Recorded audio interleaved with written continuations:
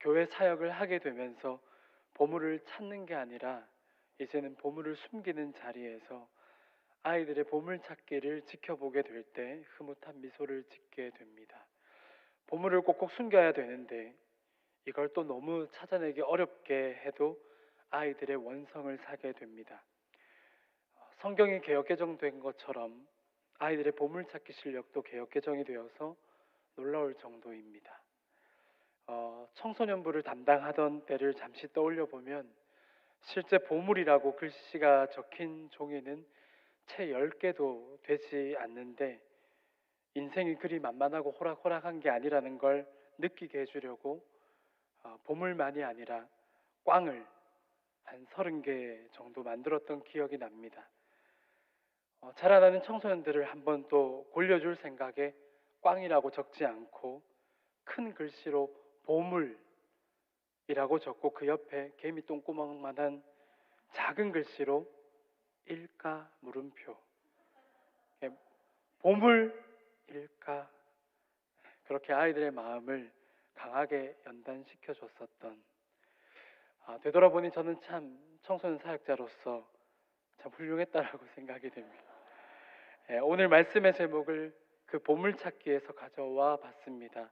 마치 보물을 발견한 것처럼 인생에 2번 있을까 싶은, 다시 있을까 싶은 그런 마음으로 주님을 마주했던 사람, 그런 마음으로 주님을 마주했던 자매, 그들의 이야기를 들여다보려고 합니다. 38절 말씀에 그들이 길 갈 때에 예수께서 한 마을에 들어가심에 마르다라 이름하는 여자가 자기 집으로 영접하더라라고 나와 있는데요. 나사로의 여동생 마르다입니다. 마르다가 예수님 일행을 자기 집으로 모셨습니다. 마르다는 손님들을 대접하느라 바쁩니다. 어떤 모습일까요? 아마도 손과 발을 씻고 닦을 수 있도록 준비도 했을 테고요. 시원한 물도 한 사발씩 마실 수 있도록 준비했지 않았을까요? 예수님을 비롯해서 예수님의 제자들, 예수님과 함께한 제자들, 그리고 예수님을 계속해서 따르던 무리들까지 그렇게 손님으로 온 많은 사람을 대접할 음식도 준비했겠지요. 40절 말씀이 그런 마르다의 모습을 다음과 같이 기록하고 있습니다. 마르다는 준비하는 일이 많아 마음이 분주한지라.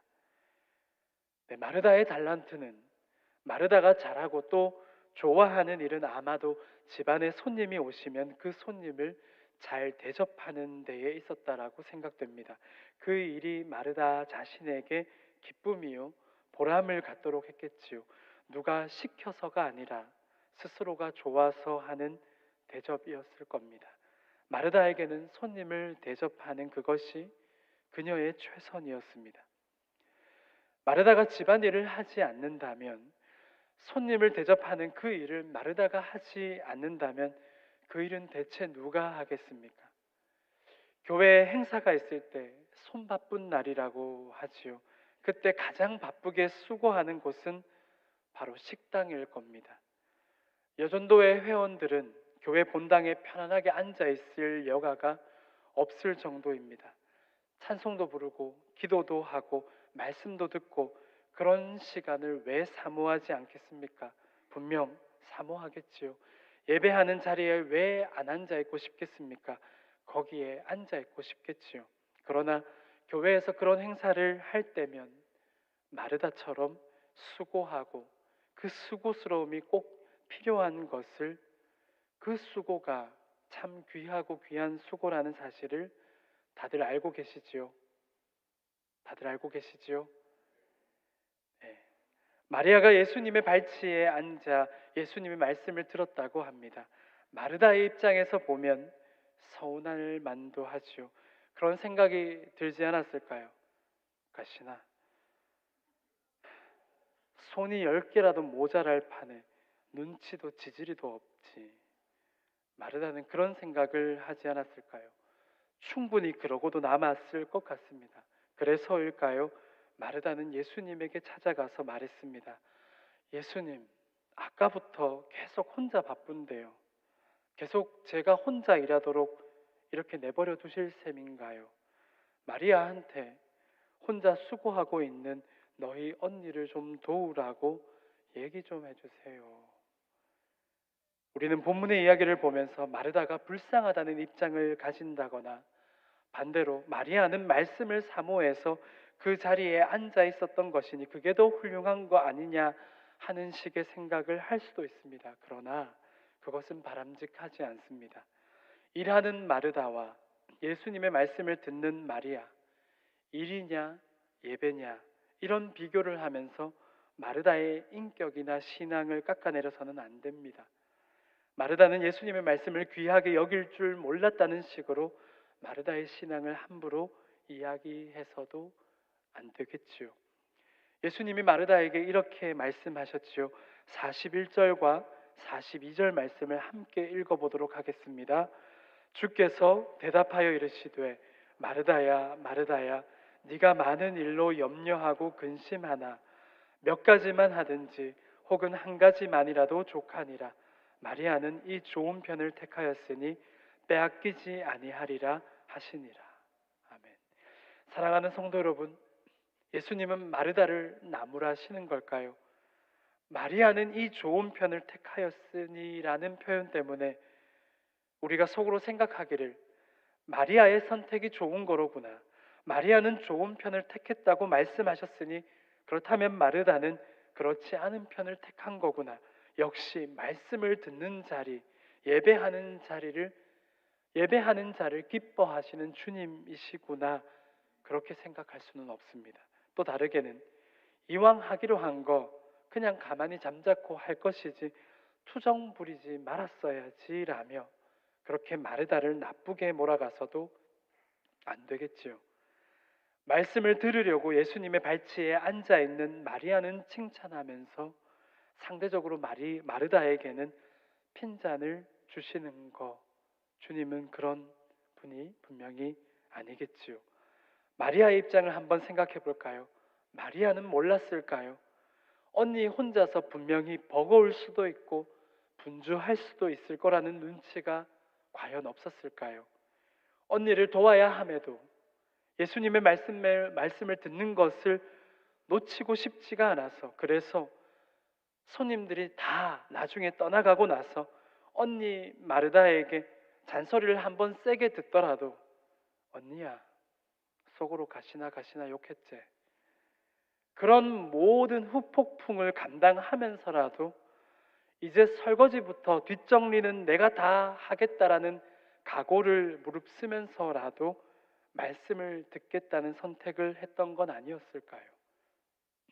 본문에 짧게만 기록된 서사를 제 나름대로 묵상을 해본 것이기는 하지만 우애가 좋은 자매였다라면 그렇지 않았을까요? 언니에게 한꾸지람을 받을 걸 각오하고 예수님의 발치에 앉아 말씀을 듣는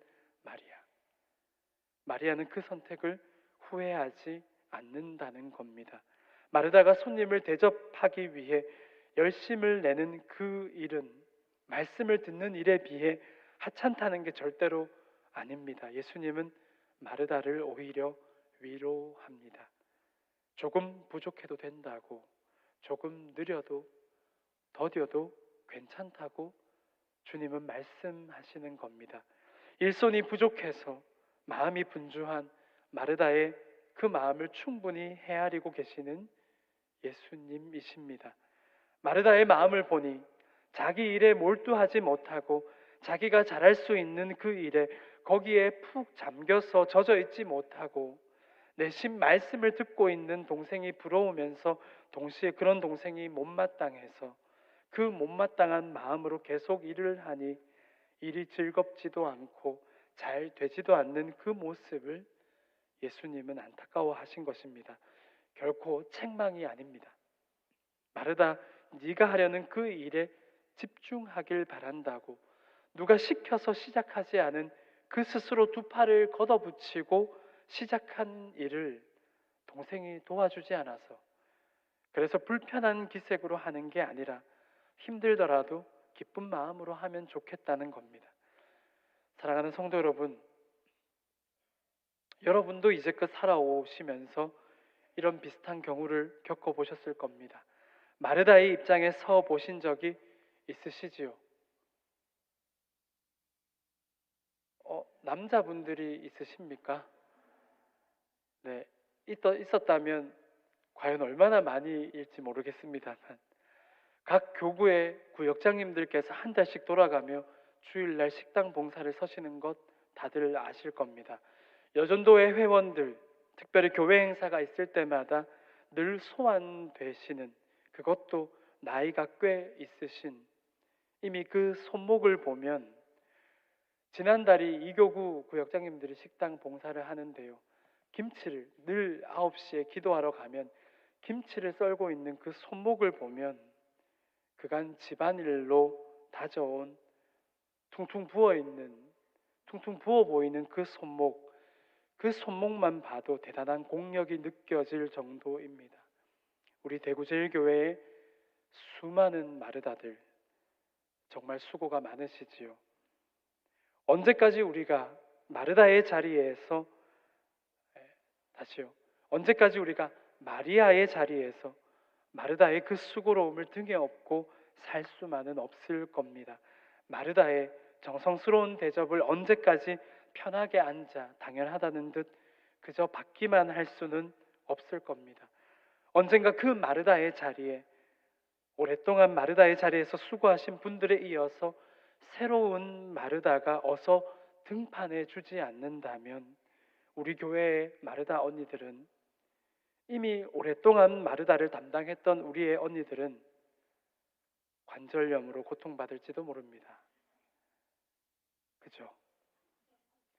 마르다의 입장을 격하게 공감하시는 우리 권사님들과 집사님들께 한번 여쭤보고 싶습니다. 마음속으로 못마땅하게 생각했던 마리아가 우리 교회에 얼마나 되십니까? 혹시 셀 수가 없으신가요? 식당 봉사에 나오지 않는 마리아 같은 그분들을 보면서 속으로 그렇게 속으로 미워하지는 않으셨습니까? 차라리 마르다와 마리아의 경우라면 낫겠습니다. 콩쥐와 파치에서 제가 콩쥐가 되었던 적이 있는데요, 제가 공군 기지교회에서 교육전도사를 할 때였습니다. 우리나라에는 대구뿐만이 아니라 가깝게 진주, 사천, 예천, 강릉, 오산, 청주, 광주, 서울 등등 각 공군 기지마다 군인 가정이 출석하는 교회가 있는데요, 한 번은 연합으로 청소년부 연합 수련회가 열렸습니다. 군종 목사들도 있고 규모가 큰 곳에는 저처럼 민간인 사역자도 있었는데요, 수련회를 앞두고 사전 모임이 있었습니다. 무슨 교회의 아무개 목사 또는 전도사 각각의 이름 옆에 각자가 담당할 역할이 기재되어 있었습니다. 누구는 질서 통제, 누구는 사진 촬영, 누구는 참가자 접수. 대구 공군기지교회 교육전도사 황천호, 옆에 뭐라고 적혀 있었을까요? 제가 마르다가 아니라 콩쥐가 되었다고 앞서 말씀드렸는데요, 누구는 질서 통제였다고 했습니다. 말이 질서 통제입니다. 얘들아 줄 서라, 자리에 앉아라 하는 게 다였습니다. 누구는 타임키퍼라고 되어 있었는데요, 다른 게 아닙니다. 프로그램이 마칠 무렵에 10분 남았습니다, 5분 남았습니다, 또는 프로그램 시작을 앞두고 숙소마다 다니면서 이제 모여야 합니다, 그거 말하는 게 전부였습니다. 그런데 저는 대구 공군기지교회 교육전사 황천호, 제 이름 옆에 수련회 대형 현수막, 그게 다가 아닙니다. 찬양 집회 인도, 기도회 인도, 영상 음향 세팅, 수련회 2박 3일간의 추억 영상 제작, 강사 섭외, 정말 어이가 없었습니다. 자기들은 5분 남았습니다, 이제 모여야 합니다, 그거 하는 게 전부인데 제 이름 옆에는 이게 몰래카메라인가 싶을 정도로 너무 많은 것들을 열거 해놨는데 이게 아니겠지 했는데 정말 그걸 다 해야 했었습니다. 마르다와 마리아의 경우를 콩쥐와 파치의 경우로 접근할 수는 없습니다. 마르다가 육체적으로 소모하는 그 에너지가, 육체적으로 소모하게 되는 에너지가 더 많지요. 마리아는 그냥 가만히 앉아서 예수님의 말씀을 듣는 것뿐이니까 몸이 힘들 게 없습니다. 그런 마리아를 오히려 두둔하는 게 예수님의 입장은 분명 아닌 겁니다. 성도 여러분, 예수님은 괜찮다는 겁니다. 좀 부족한 듯 해도, 좀 부족해 보이는 대접이어도 예수님은 괜찮다는 겁니다. 상관없다는 겁니다. 예수님과 제자들을 위해 하려고 하는 그 일, 그것이 음료를 준비하는 것이든 음식이든 쉴 곳을 마련하는 것이든 무엇이든 느리고 더뎌도 괜찮다는 겁니다. 예수님은 이미 그 마음에 감동하셨고 기뻐하시는 하나님이신 것입니다. 문제는 마르다가 다른 것에 마음을 빼앗기지 않기를 예수님은 바라신다는 사실이지요. 남을 위해 섬긴다라는 것은 보통 힘든 일이 아닙니다. 나 자신을 위해서 그것은 사실 이것저것 생략해도 괜찮을 수 있습니다. 하지만 남을 위해서는 신경 쓰이게 되지요. 마르다의 그 마음이 우리는 너무나 공감이 됩니다. 그렇지요. 예수님은 결코 마르다를 책망하시는 게 아닙니다. 마르다의 마음이 계속 상해 있고 좋지 않은 그 마음을 계속 유지하거나 그 마음을 더욱 부정적으로 키워가지 않기를, 그래서 마르다의 마음이 다치지 않기를 걱정하시는 거지요. 아주 훌륭하고 좋은 일을 해놓고도 동생이 돕지 않는다며 시기하고 미워하고 욕하는 것이 마르다 자신에게 좋지 않기 때문입니다. 예수님은 마르다를 위하고 계시는 거지요.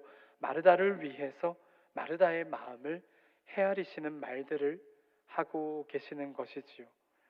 성도 여러분, 상대적으로 육체적인 수고가 현저히 덜해 보이는 쪽이 마리아가 맞습니다. 그런데 볼까요? 일하는 것이 싫고 귀찮아서 예수님의 말씀이나 들어야겠다고 예수님 곁에 앉은 마리아는 또 아닐 겁니다. 일하기 싫어서 온 일을 피해서 도망쳐 온 자리가 예수님의 발치는 아닐 겁니다. 오늘 우리에게 동일한 기회가 찾아왔다면 성도 여러분은 어떤 선택을 하시겠습니까? 만약에 예수님께서 오늘 대구제일교회에 설교를 하러 오셨다면 성도 여러분은 어떻게 하시겠습니까? 저라면 양보 못합니다.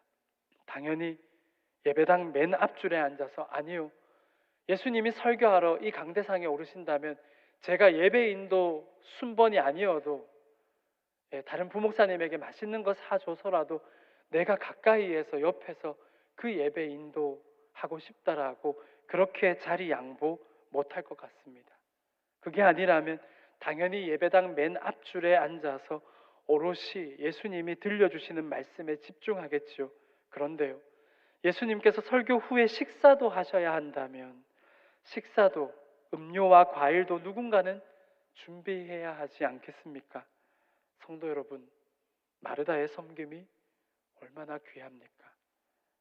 마르다가 고마워서라도 마르다와 같이 매번 돌아오는 주일마다 식당에서 중식을 준비하시는 집사님들과 권사님들이 고마워서라도 말씀 듣는 사람들은 예수님의 말씀에 더 집중해서 듣고 녹화도 하고 녹음도 해서 그 수고에 대해 충분히 갚아주려는 노력을 해야 하지 않을까요? 마르다가 수고하느라고 예수님의 이야기를 듣지 못했으니 나중에 내가 예수님처럼까지는 아니더라도, 예수님처럼까지는 못한다고 하더라도 들은 말씀을 나누어 주기 위해 책임감 있게 앉아 있으려고 노력하지 않겠습니까? 예수님의 말씀을 듣는 일 분명 중요합니다. 그렇다고 마르다가 하는 일이 그보다 덜 중요하다는 뜻이 되어서는 안 되겠지요. 마르다는 자신이 하는 그 일로 예수님의 사역을 돕는 것입니다. 예수님의 오늘의 사역을 위로하고 내일의 사역을 위해 섬기는 것이 얼마나 영광된 일입니까? 마르다의 수고도 너무 귀하고 예수님 가까이에 앉아서 그분의 말씀을 귀담아 듣는 마리아도 너무 귀하죠. 둘 다 귀합니다. 우애가 남다른 마르다와 마리아 자매가 맞다고 한다면 분명히 예수님의 말씀 사경회가 끝나고 마리아는 어떻게 했을까요? 사실 이 말씀을 준비하면서 괜히 이정재 장로님과 이향재 권사님이 괜히 자매니까요 생각이 났습니다. 교구 회장으로, 권사회 회장으로, 여전도회 회장으로 수고한 마르다 언니가 주방 봉사로 수고하는 동안 들을 수 없었던 예수님의 말씀을 하나도 빠뜨리지 않고 언니를 위해서 그렇게 주방에서 식당 봉사하느라고 수고했던 그 언니가 들을 수 없었던, 수고하느라고 듣지 못했던 그 예수님의 말씀을 하나도 빠뜨리지 않고 언니를 위해 다시 열심히 들려주는 동생. 마르다도 그런 동생의 마음 씀씀이를 의심하지 않고 충분히 그러고도 남을 내 동생이지, 그렇지, 그렇게 생각하고 자신에게 주어진, 자신이 좋아하는 그 일, 손님을 대접하는 그 일에 최선을 다하는, 예수님께서 마르다에게 말씀해 주신 것은 바로 그것이었습니다. 말씀을 다 듣고 나서 동생 마리아가 언니 마르다에게 그렇게 얘기하는 거죠. 성경에 없는 건데요, 제가 묵상해 봤는데 아마 우애가 좋은 마리아라면 다 끝나고 나서 마르다 언니에게 그렇게 얘기하지 않았을까요? 언니, 너무 고생 많았지. 설거지는 진짜 내가 다 할게. 설거지 끝내놓고 오늘 예수님이 어떤 이야기들을 해주셨는지 내가 언니 어깨랑 팔이랑 다리 안마해주면서 들려줄게. 오늘 예수님 설교 완전 최고였잖아. 기대해. 나는 지금부터 설거지한다. 푹 쉬고 있어. 안마 의자에 내가 전원 켜놨대. 시원한 아메리카노도 이스트힐에서 내가 샷 추가 해놨거든. 언니 수고했어. 마리아가 착한 동생이었다면 분명히 이렇게 말했을 겁니다. 성경에 나와 있지 않지만 마리아는 마르다의 마음을 이렇게 위로했을 거라고 충분히 예상해 보게 됩니다. 사랑하는 성도 여러분, 마르다를 향하신 예수님의 시선으로부터 이제는 마리아에게 다시 주목해 볼까요? 복음서를 보면 예수님을 만났던, 예수님을 찾아왔던 사람들이 있습니다. 호기심에 나무로 올라갔던, 그렇게 예수님을 보기 위해서 나무 위로 올라갔던 인생도 있었고, 남들의 눈치를 보느라고 늦은 밤에 예수님을 몰래 찾아왔던 인생도 있었습니다. 그리고 또 한 사람, 영생에 대해서 물어왔던 청년도 있었지요. 예수 선생님, 어떻게 해야 영생을 얻을 수 있습니까? 그 사람은 돈이 많았습니다. 예수님은 명료하고 아주 분명하게 영생을 말씀하셨습니다. 가진 소유를 모든 가난한 사람들에게 나눠주고 너는 나를 따르라. 왜 이렇게 말씀하셨죠? 나는 곧 길이요 진리요 생명이라. 나로 말미암지 않고는 아버지께로 올 자가 없도다. 그렇게 말씀하신 예수님이셨습니다. 예수님 그 존재 자체가 영생으로 향하는 길이었습니다. 영생을 물어오는 그 청년에게 예수님은 영생에 이르는 길을 제시하셨죠. 나를 따르라고 말입니다. 그러나 그 청년은 자신이 가진 많은 재산을 포기할 수 없었습니다. 왜냐하면 그것이 자신에게 행복이요, 어떤 면에서는 그가 행사할 수 있는 권리요, 사회적인 신용도를 나타내는 것이기도 했고요. 어쩌면 당시의 로마 시민권과 맞먹을 정도로 그 정도의 힘으로 작용할 수도 있을 만큼 돈이 많았지 않았을까요? 예수님과 자기가 가진 재산을 저울질해 봤을 때 재산이 더 크고 소중했던 겁니다. 마르다 말고 마리아에게 주목해 보자고 해놓고는 딴소리를 하는 중입니다. 마태복음 13장 44절은 말씀합니다. 함께 읽어볼까요? 천국은 마치 밭에 감추인 보화와 같으니 사람이 이를 발견한 후 숨겨두고 기뻐하며 돌아가서 자기의 소유를 팔아 그 밭을 사느니라. 주님께서는 그렇게 말씀해 주셨습니다. 천국을 어떻게 설명해 줄까? 그래, 천국은 마치 밭에 감추인 보물에 비길 수 있겠다. 그 보물을 찾아낸 사람은 자신의 소유를 다 팔아 그 밭을 살 것이다. 성도 여러분, 영생을 물어왔던 청년은 예수님이 바로 그 보물이라는 사실을, 예수님에게서 바로 그 보물과 같은 인생의 진가를, 진면목을, 삶의 소망을, 그가 그토록 궁금해했던 영원한 생명을 충분히 기대할 수 있는, 그래서 인생을 걸어도 될 만한 그것을 발견하지 못했던 겁니다. 마리아는 그걸 발견한 사람이라고 할 수 있겠지요. 그러니 기어이 예수님이 하나님 나라에 대해 들려주시는 그 이야기를 포기할 수 없었던 거겠지요. 밭에 보물을 발견한 사람이 기어이 그 땅을 사서 보물을 손에 얻어내듯이 말입니다. 마리아는 기어코 그 시간을, 그 자리를 양보할 수 없었던 것이겠지요. 때문에 마리아는 예수님이 들려주시는 이야기에 푹 빠져서 그분의 말씀에 흠뻑 젖을 수 있었던 겁니다. 나중에 언니한테 한 꾸지람 들을 각오를 이미 하고 그 자리에, 그 선택으로 그 자리에 앉아 있었던 게 아니겠습니까? 예수님을 보고서 마치 인생에 두 번은 없을 그런 보물을 발견한 것처럼 그렇게 말씀의 자리를 빼앗기지 않고 있었던 것이겠죠. 한숨을 푹푹 쉬며 입이 계산 성당까지, 반월당 네거리까지 입이 대빨 나와 있는, 그게 못마땅한 마르다 언니의 따가운 시선도 극복하고서, 아니요, 충분히 극복이 되고도 남을 정도의 가치를, 보물과도 같은 예수님의 말씀을 마리아는 그렇게 주님의 말씀을 듣기로 결정했던 게 아닐까요? 다시 한 번 더 말씀을 드립니다. 주방일 하는 마르다보다 예배당에 앉아있는 마리아가 더 훌륭하다는 게 아닙니다. 주방에서 음식 준비하고 설거지하는 여전도회보다 예배당에서 찬양 인도하는 찬양팀이나 성가대원, 예배 안내하는 위원들이 더 훌륭할 수는 없습니다. 성도 여러분, 우리는 서로 다르지요.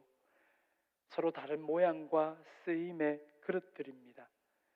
주님께서는 그 모든 그릇을 그 다양한 생김대로 그분이 사용하시기에 편리하게 쓰십니다. 그리고 그것을 기뻐하십니다. 우리가 이 사실 앞에 감사와 찬양을 올려드릴 수 있으면 좋겠습니다. 때로는 우리가 마르다의 자리에 서기를, 그렇게 감당하기를 각오하기도 하고, 때로는 마리아의 자리에서 그 수고를 등에 업고 우리도 말씀을 듣는 책임감의 자리에서 그렇게 집중하여 하나님을 예배하는, 마르다의 자리에 서기도 하고 마리아의 입장에 서보기도 하며, 그렇게 함께 우리가 교회의 덕을 세워 나갈 수 있기를 주님의 이름으로 축원합니다. 아멘.